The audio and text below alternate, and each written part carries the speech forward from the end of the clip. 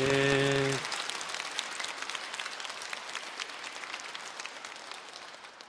예, 이제 신앙의 해를 교황님이 선포하시면서 지난 10월 11일부터 내년 11월 24일 그리스도 왕 대축일까지 신앙의 해를 선포했습니다. 교황님이 왜 신앙의 해를 선포하셨을까? 아주 쉽죠? 왜 그랬는지? 요즘에 우리 그리스도교인들의 신앙이, 특별히 가톨릭 신자들의 신앙이 많이 약해졌기 때문이다. 특별히 유럽이 더 심각하죠. 교황님이 살고 있는. 제가 이탈리아에서 공부할 때 주일날 이탈리아 신자들은 성당에 가는 것보다 축구장에 가는 걸 더 좋아했어요. 지금은 더 많은 사람들이 그럴 겁니다. 단적인 예로 교황 베네딕토 16세께서 사제 서품을 받던 때 1951년에 49명의 친구들과 같이 받았다고 그랬어요. 그러니까 50명이 서품을 받았어요. 그런데 요즘 그 교구는 작아가지고 프라이징거 교구는 그 뮌헨 교구에 합쳐졌고, 이 뮌헨 대교구가 사제 서품이 제가 11년도 교황청 영감을 봤으니까 아마 2010년도 사제 서품일 거예요. 6명으로 돼 있어요. 51년에는 50년 전에 50명 사제 서품을 받던 그 교구가 이제는 10분의 1이 돼서 6명 사제 서품을 받았어요. 그래서 제가 우리 51년도에 우리나라는 어땠나 하고 이렇게 찾아봤어요. 그랬더니 51년도에 누가 받았어요? 우리 김수환 추기경님이 사제 서품을 받았어요. 김수환 추기경님, 정학원 몬시뇰님, 1월부터 하여간 저 12월까지 9명 받았어요. 거꾸로죠, 그렇죠? 그때 50명 받을 때 우리는 겨우 1년 내내 전국, 한국 통틀어서 9명 받았어요, 그렇죠? 근데 요즘에 우리는 어떻죠? 2010년도 서울교구가 30 몇 명 받았어요, 그렇죠? 그러니까 이 뒤바뀌어버려요. 유럽만 신앙이 이렇게 문제가 되고 우리나라는 그럼 괜찮은 거냐? 우리나라 사정도 그렇게 크게 달라진 것 같지는 않아요. 물론 10년 전에 250만인데 요즘에 이제 500만이 넘었다고 그래요. 그러니까 10년 새에 250만 신자가 늘어나서 굉장히 대단한 것처럼 보이는데 조금 거품이 있는 것 같아요. 시간이 좀 지났지만 2004년도 한국 갤럽 조사에서 설문조사를 했어요. 당신은 왜 성당에 다니십니까? 당신은 왜 예배당에 다니십니까? 당신은 왜 법당에 다니십니까? 이런 설문조사를 했는데 놀랍게도 개신교 신자들은 상당히 많은 사람들이 영생을 얻기 위해서, 영원한 생명을 얻기 위해서 예배당에 다닙니다 이렇게 했는데 우리 천주교 신자들은 78%가 마음 평안하기 위해서 성당 다닙니다. 웰빙 때문에 아마 2003년도, 4년도 이때가 아마 웰빙 바람이 불어서 그런 모양이에요. 마음 평안하기 위해서 예수님이 교회를 성당 세운 거 아니거든요, 그렇죠? 웰빙 하려면 성당 안 와도 돼요. 단학선언 가거나 기 운동하거나 마인드 컨트롤하거나 아니면 저 산속 바위에 앉아가지고 명상하면 마음 평안할 수 있어요. 옛날에 할머니들은 아주 쉽게 답변해 주셨어요, 그렇죠? 왜 성당 다니세요? 그러면 뭐하러 성당 다니긴 천당 가려고 그러지, 그렇죠? 영원한 생명, 하나님 나라 가려고 했는데 요즘은 뭐가 바뀌었어요. 그래서 야, 이건 뭐가 잘못됐구나. 우리가 신부님들이 잘못 가르쳤거나 뭔가가 이게 잘못됐기 때문에 그렇다라는 생각이 듭니다. 아마 여기 계신 분들은 그래도 매주일 성당 다니는 3분의 1에 속하는 분들에 속할 거라고 생각이 돼요. 그렇긴 해도 우리 신앙이 과연 우리 초창기 한국교회 박해시대의 우리 신앙의 선조들의 신앙만큼 우리가 강하다고 이야기할 수 있을까? 지금 박해가 된다고 그러면 그래도 나는 이 신앙을 계속 지켜나갈 수 있을까? 아마 지켜나가는 사람도 있을 거예요. 그렇죠? 뭐 까짓 거 한번 순교해보지 뭐 이런 마음 가진 사람도 있을 거예요. 근데 쉽지는 않을 것 같아요. 그렇죠? 한국 순교복자 유은희 수녀님이 그 참 소중한 당신이라고 하는 책에 우리나라 순교자들을 쭉 소개한 이야기가 나와요. 뭐 주교님도 있고 신부님도 있고 대학자도 있고 여럿도 있지만 그 중에 하느님의 종 이번에 124위 중에 한 분인 이런 욥이라고 하는 분을 이렇게 소개한 장면이 저한테 아주 굉장히 감동적이었어요. 욥이라고 하는 성인이 어떤 성인인지 알죠? 대체적으로 여러분들이 본명을 정할 때 본명을 잘 정해야 돼요. 이 주보 성인을 좀 닮아가요. 그렇죠? 저는 이 바실리오 주교학자 그래가지고 저도 이렇게 주교된 것 같아요. 좀 본명을 잘 선. 요셉 본명 가진 사람들은 대체적으로 좀 무골 호인이죠, 그렇죠? 그런 사람들이 대부분이고, 물론 이제 두 가지 부류죠. 한 사람 대부분은 요셉 성인처럼 아주 무골 호인 착한 사람들인데 또 아주 일부는 요셉처럼 착해져야 될 사람들. 근데 벌써 이 욥이라고 하는 본명을 가졌으니까 우리는 벌써 이분의 운명이 어떨 거다 하는 생각이 금방 들죠. 이 수녀님이 이렇게 소개하는 바에 의하면 충청도 홍주 출신인 이런 욥은 아버지로부터 교리를 배웠는데 1801년 신유박해 때 체포되어서 경상도 함양으로 유배를 갑니다. 유배 가면 일단 벌 받는 거니까 거기서 사는 건데 거기 관장한테 잘못 보여서 그 유배 가가지고도 거기에 또 감옥에 갇혀요. 엎친 데도 엎친 거예요. 그렇죠? 그래서 거기서 10년을 살다가 이제 나와가지고 그래도 유배 생활은 계속 되는 거예요. 이제 자기 부인하고 15년 만에 다시 만나서 살다가 1826년에 유배에서 풀려나가지고 이제 고향으로 돌아가려고 그랬는데 1827년 그 다음에 또 박해가 일어나요. 그래서 또 잡혀요.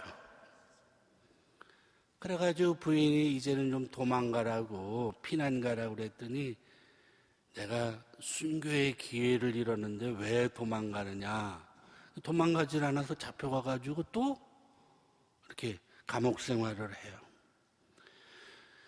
그래서 바로 순교할 줄 알았더니 또 12년 동안 감옥 생활을 해요. 그래서 1839년 5월 29일 72세가 되어서 순교를 합니다. 그러니까 38년간 옥살이를 하고 그리고 나서 순교를 해요. 38년 동안 옥살이를 했다고 하니까 성경에 보면 예수님이 어떤 38년 동안 알았던 어느 여인을 안식일날 고쳐주는 이야기가 생각나죠, 그렇죠? 근데 이분은 그렇게 해서 된 게 아니라 순교한 거예요, 그렇죠? 순교를 그렇게 원했는데 38년이나 걸렸어요. 아마 이런 욥이라고 하는 하느님의 종뿐만이 아니라 우리 103위 순교 성인들도 그랬고 또 다른 123위 하느님의 종들도 그랬고 또 이름 모를 무명의 만여 명의 순교자들이 다 그랬던 것 같습니다. 우리 신앙을 그분들하고 이렇게 비교해 보면 참 우리 많이 부족하다 이런 생각을 우리가 하게 됩니다. 도대체 신앙이 뭘까? 자기 목숨을 이렇게 아낌없이 이렇게 바칠 수 있는 그 신앙이 뭘까? 철학은 질문하는 학문이죠. 철학에서 가장 중요한 질문은 뭡니까? 왜 아무것도 없지 않고 있는가? 우리는 왜 존재하나? 우리 존재의 의미는 무엇인가? 우리는 어디서 왔고 어디로 가는가? 이 세상은 왜 생겼는가? 그죠? 끊임없이 질문을. 우리 그리스도교 신앙인은 뭐예요? 이 근본적인 인간적인 질문을 바로 예수 그리스도를 통해서 답을 얻게 된다는 것입니다. 그래서 우리는 그 어려운 질문을 다 교리를 통해서 아주 쉽게 배웠어요.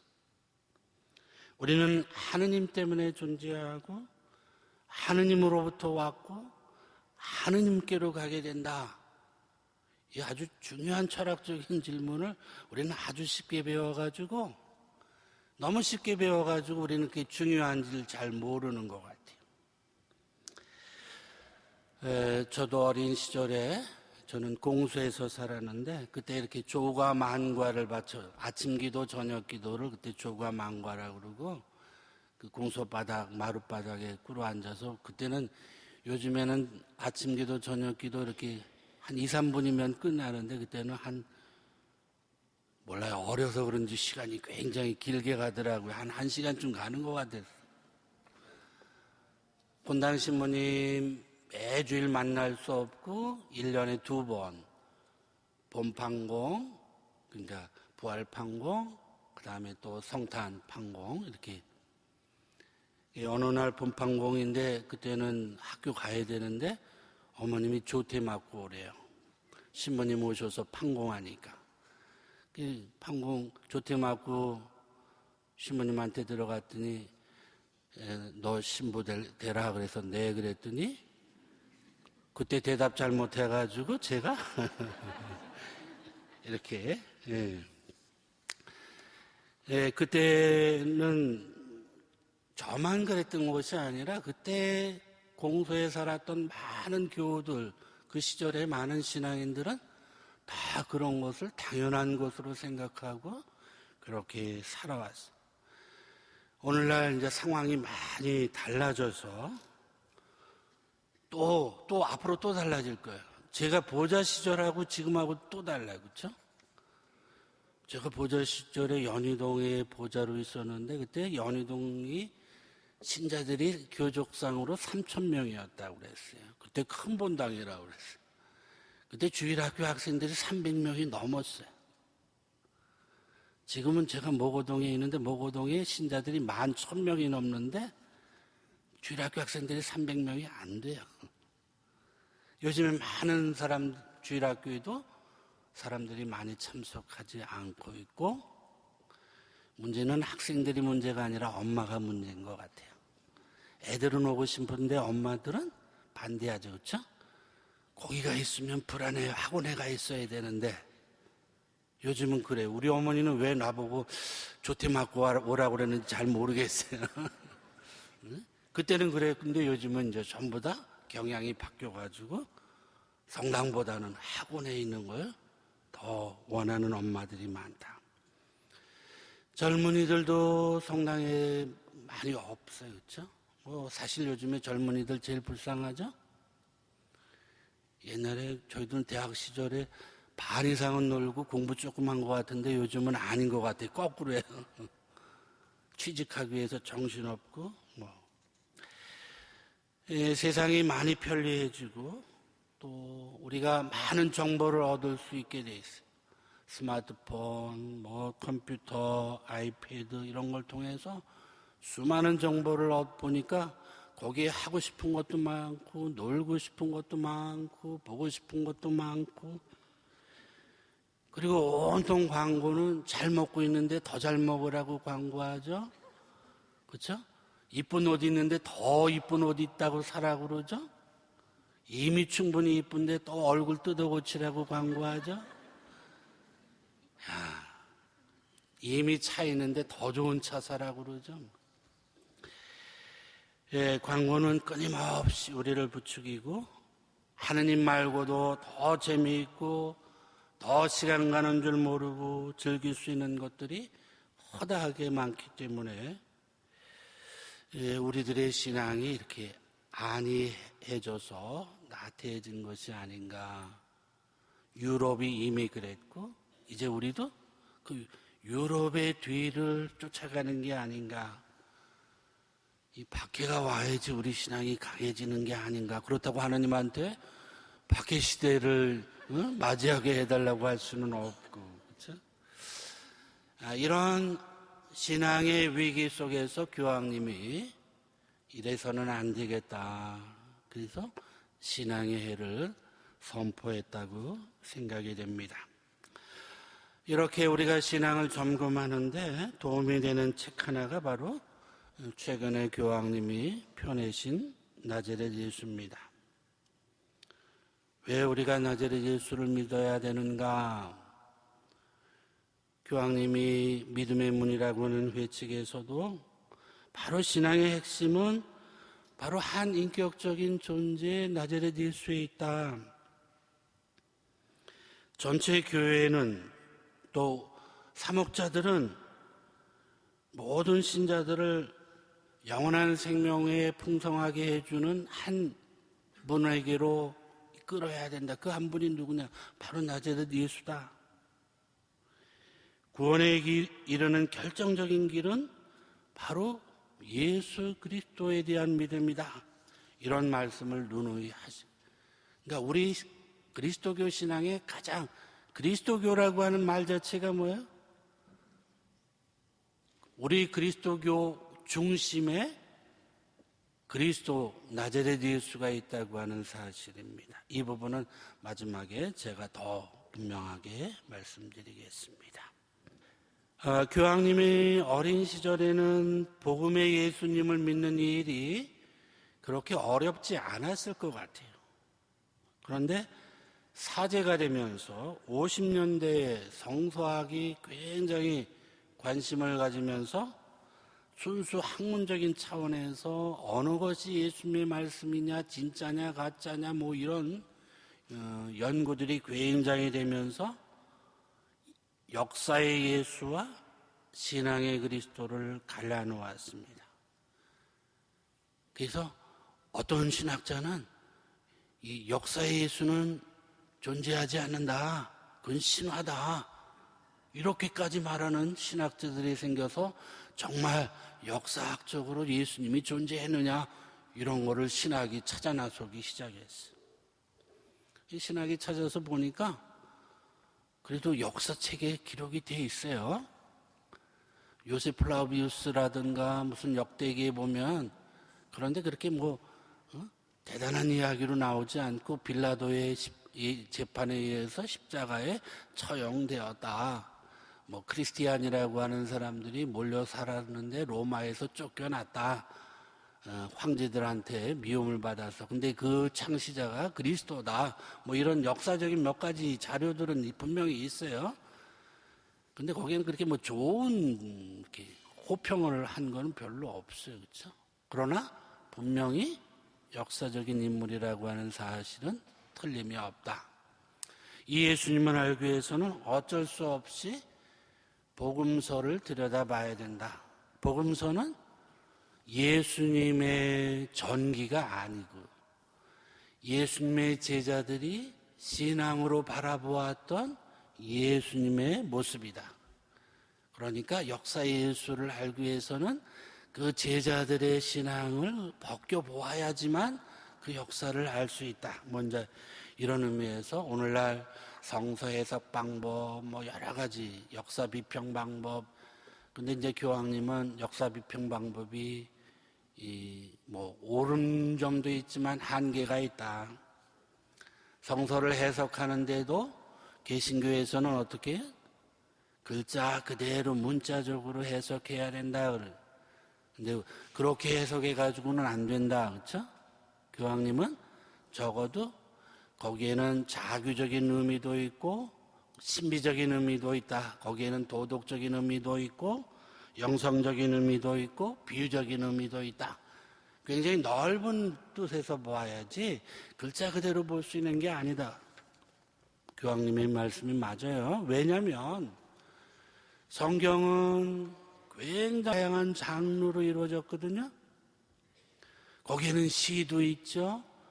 거기에는 편지도 있죠. 거기는 역대기 왕조실록도 있죠. 우화도 있죠. 그러니까 우리는 많은 문학 장르에 맞춰서 읽어야 돼요. 우리는 신문 기사하고 광고문을 똑같이 읽을 수는 없어요. 그렇죠? 광고문은 요거 좀 과장된 거구나. 좀 뻥튀기 한 거구나. 이거를 우리가 보고 읽어. 그렇죠? 광고문을 신문 기사처럼 읽게 되면 이뻐지지 않을 사람 아무도 없어요. 그렇죠? 화장품 선전이나 뭐 아플 사람 아무도 없어요. 거기 보면 모든 게 다 나아요. 그렇죠? 그러니까 우리는 시는 시 나름대로 비유적인 표현이 있고 그런 것들을 우리가 그 장르에 맞춰서 우리가 알아들어야 된다.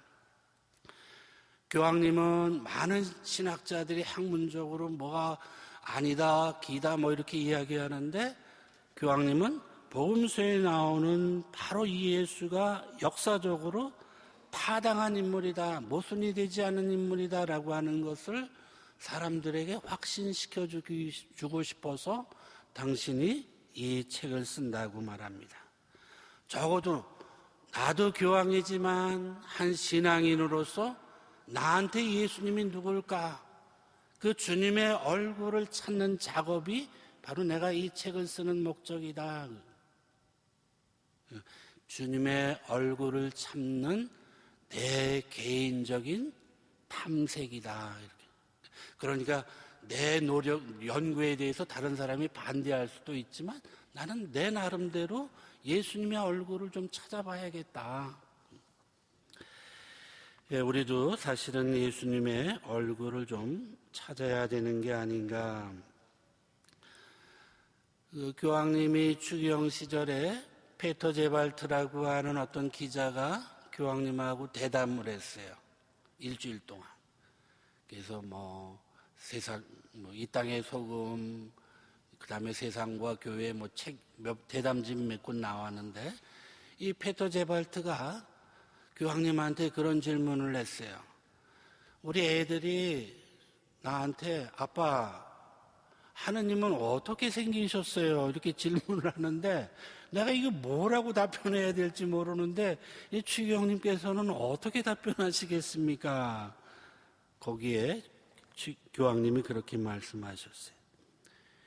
예수 그리스도를 통해서 알게 된 그대로의 하나님의 모습을 상상하면 됩니다. 여기에 우리가 왜 나자렛 예수를 믿어야 하는가 하는 답이 있습니다.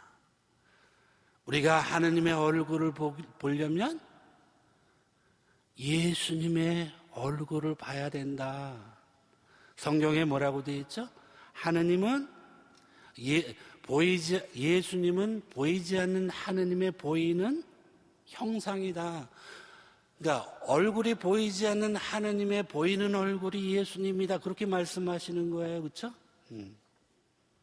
그러니까 우리가 왜 예수 그리스도, 그러니까 우리가 하느님을 알려면 예수님을 알아야 된다. 우리가 하느님께 가려면 예수님에게서 배워야 된다. 하느님의 얼굴을 보려면 예수님의 얼굴을 통해서 봐야 된다. 사도 빌립보가 예수님한테 저 아버지를 뵙게 해주십시오 그랬어요. 그랬더니 예수님이 뭐라고 말씀하셨어요? 나를 보는 것이 곧 아버지를 보는 거다. 그렇죠? 여러분들 차범근 선수가 축구를 얼마나 잘했는지 잘 모르죠? 옛날 저쪽 독일에서 아주 날렸어요.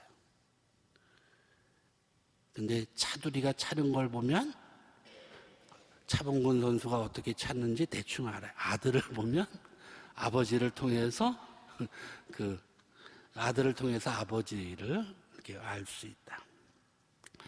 성경에서 분명히 그렇게 말씀하셨어요. 요한복음서가가 일찍이 하느님을 본 사람은 없다. 그런데 아버지 품 안에 계신 외아들로서 하느님과 똑같으신 그분이 하느님을 알려주셨다. 하느님의 얼굴을 보기 위해서, 주님의 얼굴을 보기 위해서 필요한 게 뭐죠? 하느님의 얼굴을 보려면 우선 예수님을 만나야 돼요. 네? 만나지 않고 어떻게 합니까? 요즘에는 그 영상 통화로 만날 수 있지만 그 시절은 없죠. 우리가 하느님을 만나는 걸 뭐라고 그래요? 그걸 기도라고 합니다. 우리는 기도를 하느님과의 대화, 하느님과의 만남이라고 합니다. 우리들의 만남과 대화는 두 가지 목적을 가지고 있어요. 그렇죠? 보통 문제가 있을 때 문제 해결을 하기 위해서 만납니다. 그렇죠? 문제가 있어요. 그럼 만나. 이거 우리 해결하자. 남북회담, 육자회담, 또 우리 개인적으로도 문제 있을 때, 너 몇 시에 우리 어디서 만나? 이거 협상하기 위해서. 그렇죠? 우리가 문제가 있어서 하느님을 만나서 협상하는 걸 무슨 기도라고 그러죠? 청원 기도라고 그래요. 그렇죠? 그런데 우리가 어떤 사람을 만날 때 항상 문제가 있을 때만 만납니까? 아니에요. 그렇죠? 우린 문제 없이도 그냥 만나는 게 더 필요하고 더 소중하죠. 그렇죠? 왜? 서로 친해지기 위해서, 친교를 위해서, 사랑하기 위해서, 더 잘 알기 위해서 만나는 만남, 대화가 더 소중하죠. 사랑하는 사람들이 만날 때 맨날 문제 해결을 하기 위해서 만납니까? 이 독도 문제 해결해야 돼. 이 남북 문제 해결해야 돼. 그것 때문에 만나는 거 아니에요. 그렇죠? 대화, 어떤 대화죠? 우리는 사랑하기 위해서 만나는 대화는 말 안 해도 되고, 그렇죠? 그냥 만나는 거로 충분하기도 하고, 당사자하고 아무 상관없는 대화도 상관없어요. 그렇죠? 지나가는 개가 오줌 싸는 얘기부터 시작해서 쓸데없는 얘기, 친교를 위한 만남, 그렇죠? 하느님께서는 이 청원 기도보다는 감사 기도를 훨씬 더 좋아하신다는 거 알죠? 제가 전에 그런 얘기 들려줬어요. 어떤 사람이 산길을 가다가 호랑이를 만났어요. 그래서 하느님한테 기도를 드렸어요. 살려달라고. 그러니까 그건 청원 기도죠? 근데 호랑이도 신자였나 봐요. 기도하더라. 하느님 내려주신 이 음식에 감사하나이다. 그래서 하느님이 청원 기도보다 감사 기도를 좋아해서 호랑이의 기도를 들어주셨대요. 우리도 문제 때문에 만나는 것보다 우리가 서로 잘 알기 위해서 만나는 만남, 대화가 더 소중하다. 하느님도 마찬가지죠. 그렇죠? 우리 신부님들은 저를 주로 문제 있을 때만 찾아와요. 문제는 본인들이 저질러 놓고 해결은 저보고 해달래요. 그렇죠? 좋은 일 있을 땐 지네들끼리만 하고 좀 같이 껴주면 좋은데 그래요. 하느님도 마찬가지잖아요. 우리도 맨날 문제 있을 때만 하느님 찾고 자기 좋은 일 있을 때는 하느님 빼놓고 우리끼리만 그냥 놀다가 갑자기 뭐가 터지면 아이고 그러면 이제 그때 가서 청원 기도나 하고. 우리는 예수님이 얼마나 자주 기도에 대해서 많은 걸 가르쳐 주시고 또 기도에 대해서 또 당신이 모범을 보여주셨는지 모릅니다. 우리는 복음서를 보면 복음서에서 뭐 예수님 무리를 걷고 빵을 많게 하고 뭐 이렇게 대충 침에 발라가지고 발라주니까 눈을 뜨고 뭐 이런 기적에만 막 정신이 팔려가지고 잘 모르는데 그 사이사이에 보면 예수님이 기도에 대해서 얼마나 많이 가르쳐 주셨는지 모릅니다. 주님의 기도 가르쳐 주셨죠. 용서와 너희는 다른 사람들의 죄를 용서해 주면 너희 죄를 용서해 준다. 화해하기 위해서 기도해라. 골방에 들어가서 기도해라. 끈질기게 기도해라. 저 과부처럼 기도해라. 겸손한 세리처럼 기도해라. 뭐 기도에 대해서 얼마나 많은지 몰라요. 그렇게 가르쳐 주셨을 뿐만 아니라 또 예수님이 얼마나 많이 기도를 하셨는지 몰라요. 그렇죠? 아침이고 저녁이고 때때로는 밤새워서 홀로 산 위에서 제자들 앞에서 제자들과 떨어져서 제자들을 12제자들을 뽑을 때 세례받을 때 나중에는 십자가 위에서 바로 그래서 저는 교황님이 소개해 주신 이 나자렛 예수라고 하는 책에서 주로 기도에 관련된 부분만을 이렇게 말씀드리고자 합니다. 사실 유명한 분들은 다 저마다 한 분씩 예수님의 얼굴을 찾기 위해서 나자렛 예수가 누군가 저마다 이렇게 책을 한 권씩 썼어요. 옛날에 칼 아담 신부님의 예수 그리스도, 또 로마노 과르디니 신부님의 주님이라고 하는 책, 풀톤 신주교님도 그리스도의 생애라고 하는 책을 쓰셨고, 또 우리 교황님이 계속 인용하시는 루돌프 슈나켄부르크의 복음의 예수 그리스도, 그 다음에 레바논의 그 시인 칼릴 지브란의 사람의 아들이라는 책, 또 일본 소설가 엔토 슈사크가 예수의 생애, 그리스도의 탄생, 그리스의 유명한 소설가 니코스 카잔차키스의 치유의 유혹, 굉장히 많은 사람들이 도대체 나자렛 예수가 누군가라는 것을 나름대로 이렇게 찾아본 책들이, 이거 제가 여기 뭐 인용한 것들은 얼마 되지도 않아요. 그렇죠? 수도 없이 많은 책들. 이제 저도 하나 이제 예수님에 대해서 좀 써야 될 것 같아요. 그래야지 유명해질 것 같아요.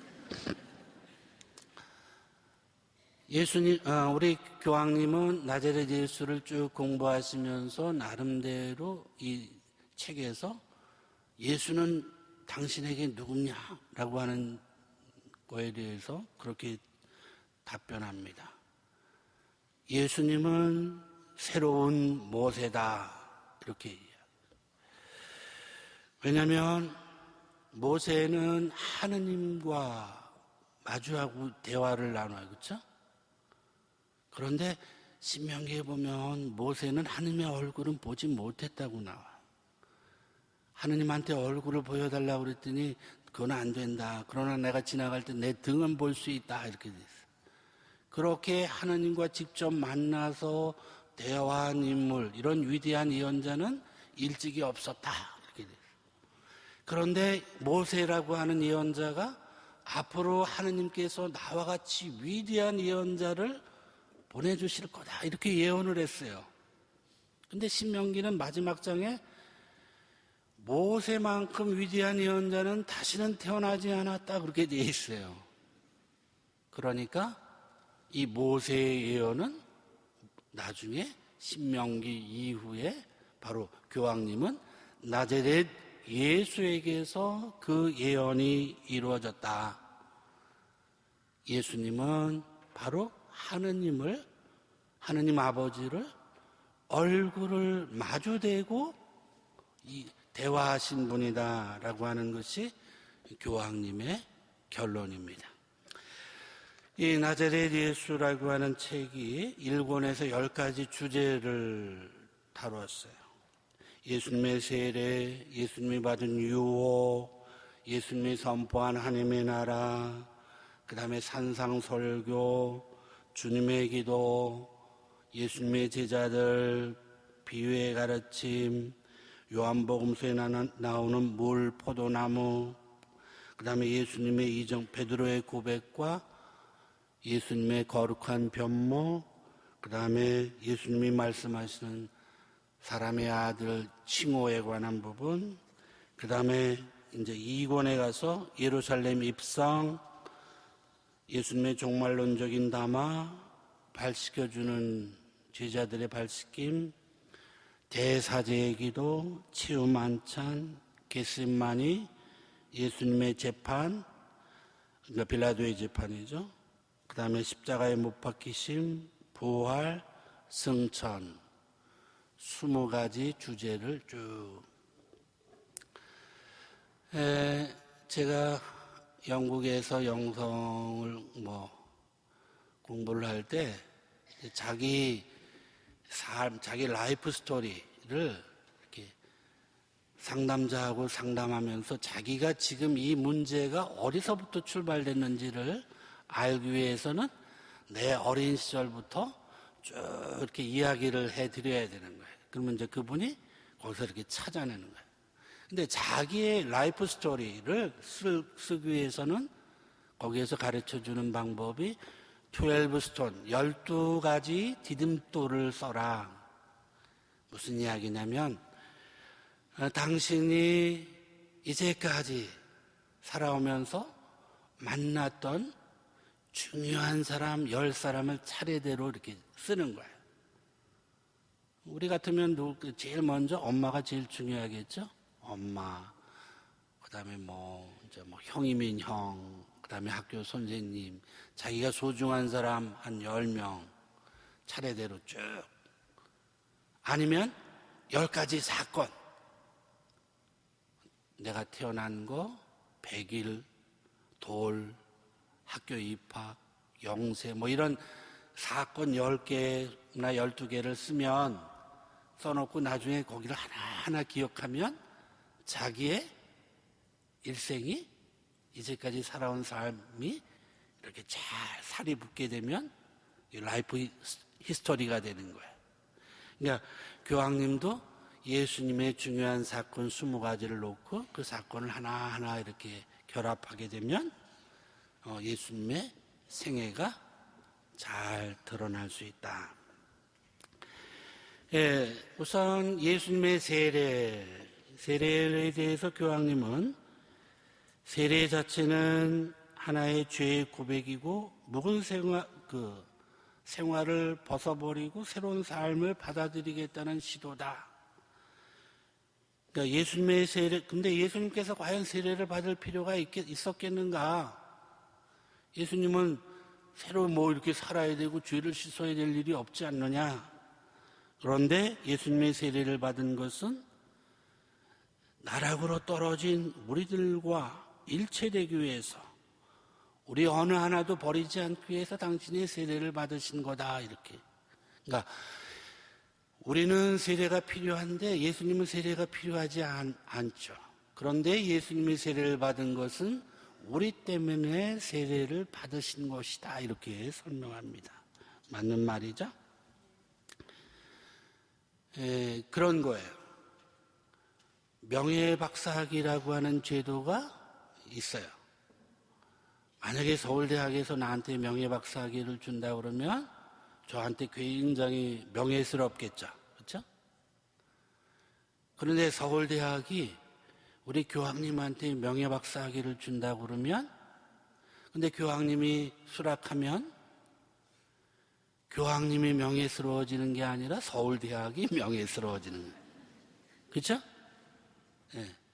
근데 우리가 세례를 받는 거는 박사학위보다 더 대단한 거예요. 하느님의 자녀가 되는 이 학위예요. 예수님이 세례를 받으신 이유는 바로 이 세례가 얼마나 좋은 것인지 당신이 보여주시는 거예요. 바로 나중에 예수님이 세례를 받을 때 하늘에서 뭐라고 무슨 소리가 들리죠? 이는 내가 사랑하는 아들이다.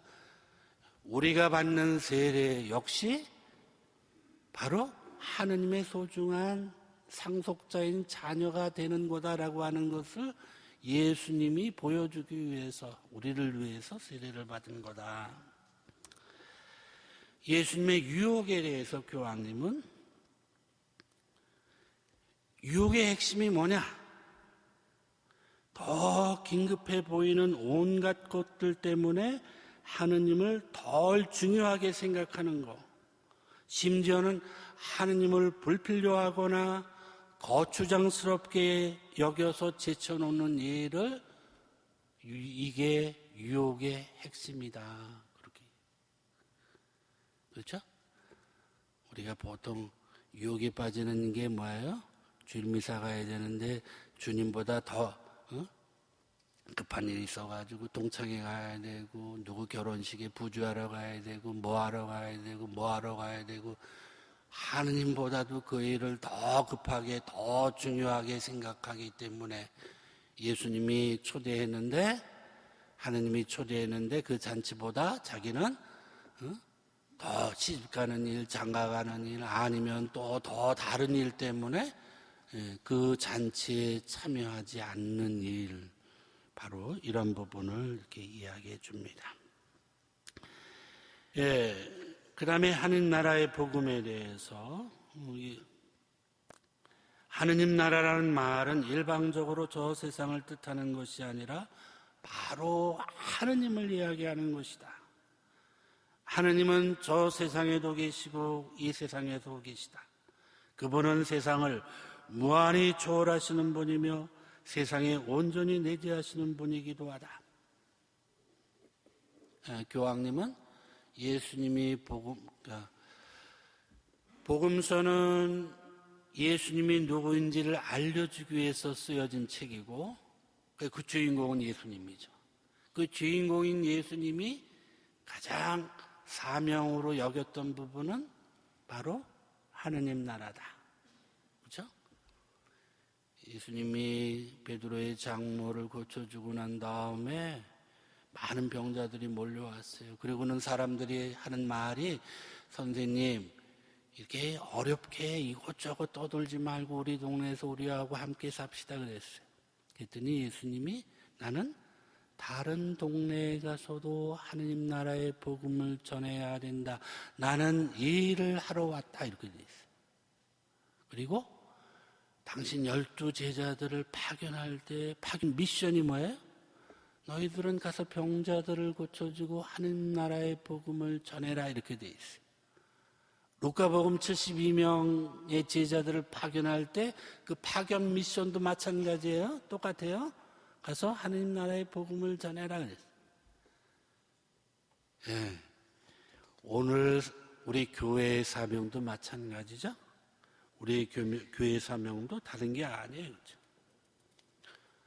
하느님 나라의 복음을 전하는 것이 우리의 사명입니다. 오늘 프란치스코 하비에로, 그렇죠? 프란치스코만이 아니고 제자들만이 아니고 우리 모두가 예수님의 승천하시기 전에 제자들에게 사명을 준 것도 똑같아요. 그렇죠?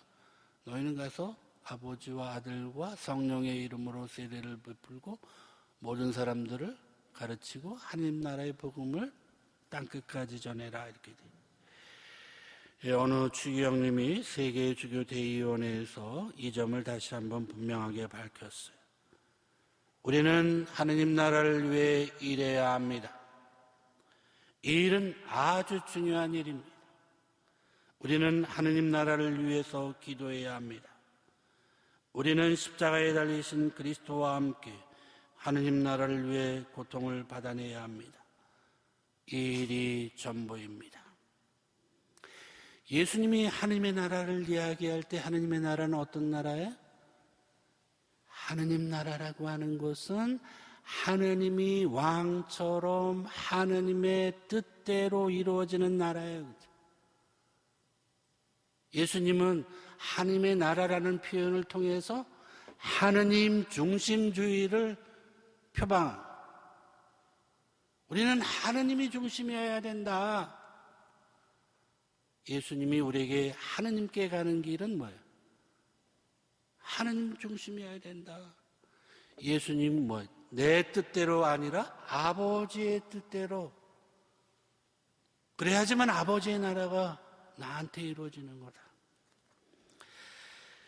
예수님의 산상설교에 대해서 바로 산상설교가 예수님이 새로운 모세라는 것을 보여준다고 교황님은 이 책에서 말씀하세요.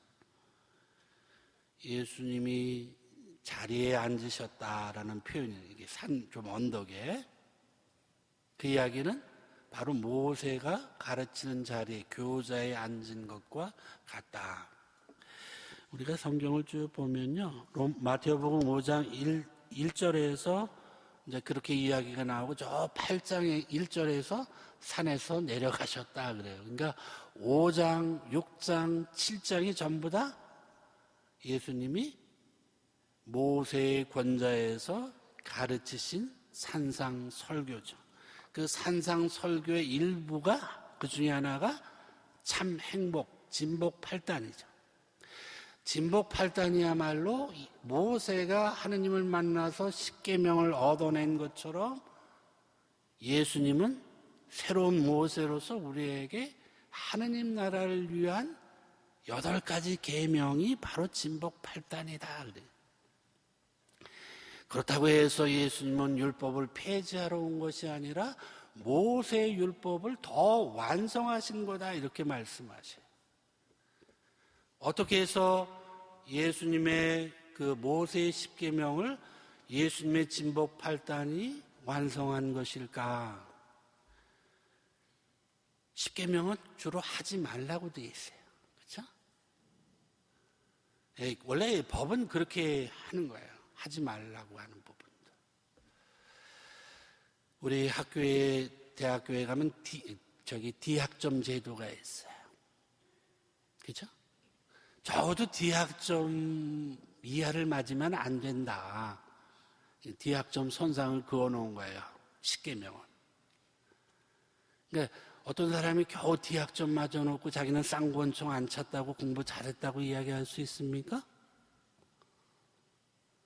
그 사람은 그냥 대학생으로서 그냥 낙지에 면한 거다. 이게 D학점이에요. 그게 십계명이에요. 그러나 D학점 제도는 모든 학생들이 다 D학점만 맞으라고 만든 제도가 아니라 더 열심히 공부해서 A학점을 맞으라고 하는 이야기죠. 그렇죠? 예수님은 바로 A학점을 맞는 방법이 뭐냐 하는 것을 진복 8단에다 얘기하셨어요.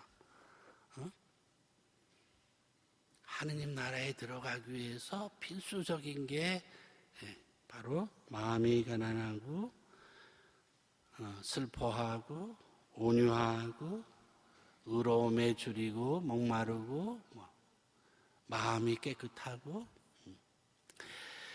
우리는 첫 구절 진복 8단 첫 구절에서 걸리죠. 온통 세상 사람들은 행복하기 위해서 돈 열심히 벌려고 그러고 행복하기 위해서 권력을 가지려고 그러고 행복하기 위해서 이러는데 예수님은 거꾸로 가난한 사람이 행복하다 이렇게 이야기해요. 그렇죠? 마음이 가난한 사람이 행복하다. 이게 무슨 이야기일까? 예수님은 가난한 사람도 행복해야 된다. 가난한 사람도 행복할 수 있다. 꼭 돈이 행복이 아니다. 그걸 우리에게 알려주시는 거예요. 그렇죠? 예수님이 하시는 말씀은 그거죠. 어떤 사람이 행복하냐? 요즘에 ARS 퀴즈 나오죠, 그렇죠? 1번 하느님이 뺏긴 사람, 돈이 뺏긴 사람. 2번 권력이 뺏긴 사람. 3번 자기 재주가 뺏긴 사람. 4번 하느님이 뺏긴 사람. 여기서 누가 가장 행복하냐? 몇 번이죠? 4번. 예수님이 그렇게 말씀하시는 거예요. 돈 많은 사람들은 어떤 문제가 발생하면 그 문제를 어떻게 해결하죠? 돈으로 해결하려고. 권력이 있는 사람은 자기 권력으로 해결하려고 하고, 재주가 많은 사람은 자기가 재주로 해결하려고 그래요. 근데 돈도 없죠, 권력도 없죠, 재주도 없죠. 그러면 어떡합니까? 믿을 게 하느님밖에 없어요. 예수님은 그 사람이 가장 행복하다, 하느님이 백이기 때문에. 예, 가난한 사람이 행복하다는 이유는 가난 자체가 아니에요. 가난하기 때문에 하느님만이 의존할 수밖에 없고 하느님이 먼저죠. 돈 자체가 불행한 게 아니죠. 돈 때문에 하느님을 제껴놓고 돈을 먼저로 생각하고 있기 때문에 불행한 거다. 예, 주님의 기도, 예수님이 우리에게 가르쳐준 기도가 유일하게 주님의 기도죠. 교황님은 이 주님의 기도는 나의 기도가 아니라 우리 기도다 이렇게 설명하셔요. 그리고 주님이 우리 당신과 함께 기도하고 싶어서 가르쳐준 기도다 이렇게. 예, 그리고 여기에서 하느님 아버지는 이 세상의 현실적인 아버지보다 더 현실적이다 이렇게 설명하셨어요. 근데 저는 거의 100% 공감합니다. 우리는 기도가 굉장히 아시스의 프란치스코 성인의 그 평화를 위한 기도는 참 멋있어요. 그렇죠? 미움이 있는 곳에 사랑을, 다툼이 있는 곳에 참 멋있는데 주님의 기도 이렇게 보면 운율도 없고 별로 이 기도가 뭔가. 근데 이 기도야말로 정말 모든 것이 담겨 있는 기도. 아까 예수님이 하나님의 나라를 선포했는데 하느님 나라가 어떤 나라인지를 가장 잘 알려주는 기도고 하느님 나라를 위한 기도입니다. 정말 간단한 기도고 그러나 굉장히 중요한 기도. 하느님을 아빠, 아버지라고 부릅니다. 그렇죠? 하느님을 아빠, 아버지로 부르는 것은 대단한 큰 은총입니다. 홍길동이는 아버지를 아버지라고 부를 수가 없었어요. 자기 아버지인데도 자기는 아버님은 대감 높으신 분이고 그러니까 아버지를 아버지라고 부를 수가 없었어요. 그런데 그 높으신 하느님이 우리에게 아버지라고 부를 수 있도록 해주셨다. 사도 바울은 하느님을 아빠 아버지로 부를 수 있는 것은 성령이 아니면 가능하지 않다고 그랬어요. 어느 수녀님이 어느 날 기도할 때 갑자기 하늘에 계신 우리 아버지 하다가 하느님이 정말 내 아빠처럼 느껴졌어요. 그러고 나니까 더 이상 기도할 게 없어요. 왜? 이미 내게 내 거고 아버지께 다 내 건데 아버지가 다 알아서 해줄 건데 바로 그럴 때를 두고 사도 바울은 하느님을 아빠 아버지라고 부르는 것이 성령에 의하지 않고서는 아니다. 정말 우리가 하느님을 아빠 아버지라고 정말 마음으로부터 신뢰할 수 있다고 한다면 우리는 이미 하느님 나라에 있는 사람들입니다. 하느님을 아빠 아버지라고 부르면 우리는 뭐야? 우리는 다 형제자매들이죠. 우리가 다 형제자매들이면 우리는 이미 하느님의 나라에 있는 거예요. 근데 우리는 형제자매가 아닌 사람이 많아요. 그렇죠? 예수님이 뭐라고 말씀하셨어요? 자기 형제더러 바보라고 하고 멍청이라고 하고 옛날에는 미친놈이라고 하고 그런 사람은 어떻게 됐어요? 불 붙는 지옥에 던져질 거다. 그런데 사실은 던져질 게 아니라 던져져 있는 거죠? 아니, 큰아버님 댁에 갔더니 사촌 형님은 안 계시고 사촌 멍청이가 있고 저기 작은 아버님 댁에 갔더니 사촌 누이는 없고 사촌 바보만 있고, 동창회 갔더니 친구들은 없고 전부 다 미친놈, 미친년, 다. 그 사람은 이미 지옥에 있는 거예요. 형제, 자매는 하나도 없고. 우리가 참으로 경쟁자가 아니고 형제, 자매들, 하느님을 아빠, 아버지로 모시는 형제, 자매들이면 우리는 이미 하느님 나라에 있는 거다. 그렇죠? 하느님의 뜻이 이루어지는 곳이면 이미 하느님의 나라가 있는 거죠. 그 다음에 우리에게 일용할 양식, 우리가 굶지 않고 하루하루를 먹을 수 있으면 우리는 이미 하느님 나라에 있는 거예요. 그렇죠? 요즘 아프리카 대장정 보니까 굶어가는 얼마나 많은 사람들 보면서 우리가 하루하루를 먹고 사는 게 얼마나 감사한 일인지 참 모른다. 그렇죠? 우리 죄가 용서된다고 하는 일은, 그렇죠? 우리 죄가 용서될 수 있으면 이미 그 사람은 하느님 나라에 있는 거예요. 내가 나한테 잘못한 사람을 미워하지 않고 용서할 수 있는 사람은 이미 하느님 나라에 있는 거예요. 그렇죠? 우리를 괴롭히는 게 뭐죠? 나한테 잘못한 사람들 내가 미워하는 거예요. 그렇죠? 그 사람들에 대한 미움으로부터 내가 다 벗어날 수 있으면 우리는 이미 하느님 나라에 있는 거예요. 그렇죠? 우리 주변에 유혹들이 얼마나 많습니까? 그렇죠? 그 유혹에서 우리가 벗어날 수 있으면 우리는 이미 하느님 나라에 있는 거예요. 우리 주변에 얼마나 많은 악들이 벌어지고 있습니까? 언제 어디서 어떻게 일어날지도 몰라요. 그렇죠? 교통사고, 갑자기 누가 나타나서 뭘 뿌리고 찌르고 사고, 그런 악으로부터 우리가 보호되고 있다고 한다면 우리는 이미 하느님 나라에 있는 거라고 우리는 충분히 이야기할 수 있습니다. 교황님은 나자렛 예수를 통해서 우리로 하여금 좀 더 복음서에 가까이 다가가도록 이렇게 해주고 계십니다. 복음서 안에서 예수님을 바라보게 해주십니다. 교황님은 복음서 안에 예수님에게서 빛나는 얼굴을 바라볼,